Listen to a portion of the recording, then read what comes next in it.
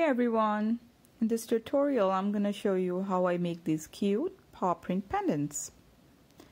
This could be a great gift for a dog mom, or you can make it for yourself.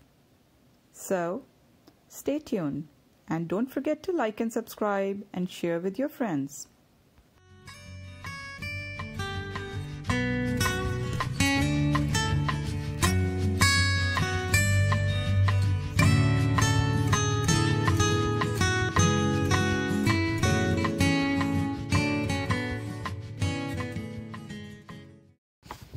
Let's talk about the material I used here.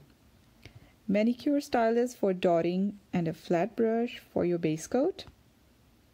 Some glitter paint by Decoart Craft Twinkles. I have gold and silver, so I'm gonna go with whatever I have. Some metallic acrylic paint for dotting.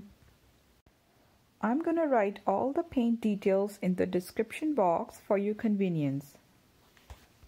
I'm using this cabochon pendant tray that I bought it from Amazon.com. I mixed up some gypsum cement and water to fill up this pendant tray. If that's not available, you can use air dry clay instead.